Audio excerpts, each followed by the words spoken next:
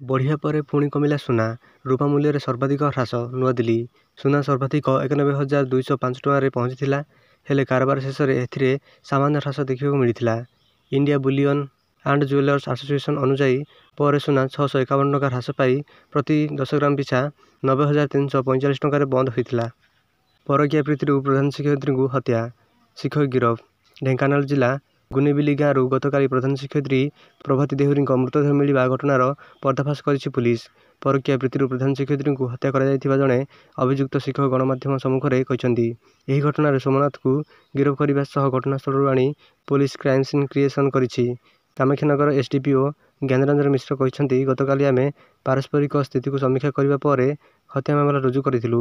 ପରବର୍ତ୍ତୀ ଖବର।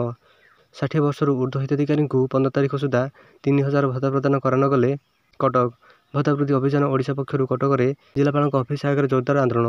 ଶହ ଶହ ହିତାଧିକାରୀ ପ୍ରଚଣ୍ଡ ଖରାରେ ହାତରେ ଭତ୍ତା କାଗଜ ଓ ପରିଚୟପତ୍ର ଧରି 60 ବର୍ଷରୁ ଉର୍ଦ୍ଧ୍ୱ ହିତାଧିକାରୀଙ୍କୁ କାହିଁକି 3,000 ଟଙ୍କା ଭତ୍ତା ଦିଆଯିବ ନାହିଁ ପ୍ରଶ୍ନ କରିଛନ୍ତି। ଏହା ସହ ମିଥ୍ୟା ପ୍ରତିଶ୍ରୁତି ଦେଇ ଭୋଟ ହାତେଇବା ଓ ପରେ ହିତାଧିକାରୀଙ୍କ ସହ ପ୍ରତାରଣା କରିଥିବାରୁ ସରକାରଙ୍କୁ ସମାଲୋଚନା କରିଛନ୍ତି। ପରବର୍ତ୍ତୀ ଖବର। କିଛି ଘଣ୍ଟା ମଧ୍ୟରେ କାଳବୈଶାଖୀ ସମ୍ଭାବନା। ଏସବୁ ଜିଲ୍ଲାକୁ ସତର୍କ କରାଇଲା ପାଣିପାଗ ବିଭାଗ। ଭୁବନେଶ୍ୱର। ଆସନ୍ତା କିଛି ଘଣ୍ଟା ଭିତରେ ରାଜ୍ୟର କିଛି ଜିଲ୍ଲାରେ କାଳବୈଶାଖୀ ସମ୍ଭାବନା ରହିଥିବା ଭୁବନେଶ୍ୱରସ୍ଥିତ ଆଞ୍ଚଳିକ ପାଣିପାଗ କେନ୍ଦ୍ର ପକ୍ଷରୁ ସୂଚନା ମିଳିଛି। ରାଜ୍ୟର ମୁଖ୍ୟତଃ 7 ଜିଲ୍ଲାକୁ କାଳବୈଶାଖୀ ସମ୍ଭାବନା ରହିଥିବା ପୂର୍ବାନୁମାନ କରାଯାଇଛି। ଏହି ଜିଲ୍ଲାଗୁଡ଼ିକ ମଧ୍ୟରେ କେନ୍ଦୁଝର, ଝାରସୁଗୁଡ଼ା, ସୁନ୍ଦରଗଡ଼, ନୂଆପଡ଼ା, ବରଗଡ଼, ଦେବଗଡ଼, ନବରଙ୍ଗପୁରରେ କାଳବୈଶାଖୀ ପ୍ରଭାବରେ ଝଡ଼ ପବନ ହେବାର ଆଶଙ୍କା ରହିଛି। ଏହି ସମୟ ମଧ୍ୟରେ ସତର୍କତା ଅବଲମ୍ବନ କରିବାକୁ ପାଣିପାଗ କେନ୍ଦ୍ର ପକ୍ଷରୁ ସୂଚନା ଦିଆଯାଇଛି। କେବଳ ସେତିକି ନୁହେଁ, 5 ଦିନ ଯାଏ କୁଆପଥର ବର୍ଷା ହେବା ନେଇ ପୂର୍ବାନୁମାନ କରିଛି ପାଣିପାଗ ବିଭାଗ। ଆଜିଠୁ ପାଗରେ ପରିବର୍ତ୍ତନ ହେବ। କିଛି ସ୍ଥାନରେ ପ୍ରବଳ ବର୍ଷା ହୋଇପାରେ। ଆସନ୍ତା ଏପ୍ରିଲ 5 ତାରିଖ ଯାଏ ରାଜ୍ୟର ବିଭିନ୍ନ ଜିଲ୍ଲାରେ ବର୍ଷା ହେବା ନେଇ ପାଣିପାଗ ବିଭାଗ ଆକଳନ କରିଛି।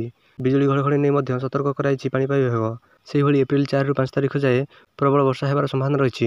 ପ୍ରବଳ ବର୍ଷା ଓ ପବନ ସହ କୁଆପଥର ବର୍ଷା ହେବା ନେଇ 8 ଜିଲ୍ଲାକୁ ଅରେଞ୍ଜ ଆଲର୍ଟ ଜାରି କରାଯାଇଛି। ସେହିଭଳି 12 ଜିଲ୍ଲାକୁ ୟେଲୋ ଜୋନ୍ରେ ରଖାଯାଇଛି। ଅରେଞ୍ଜ ଆଲର୍ଟ ଜାରି କରାଯାଇଥିବା 8 ଜିଲ୍ଲା ହେଉଛି ମାଲକାନଗିରି, କୋରାପୁଟ, ରାୟଗଡ଼ା, ଅନୁଗୁଳ, କେଉଁଝର, ମୟୂରଭଞ୍ଜ, ଭଦ୍ରକ ଓ ବାଲେଶ୍ୱର।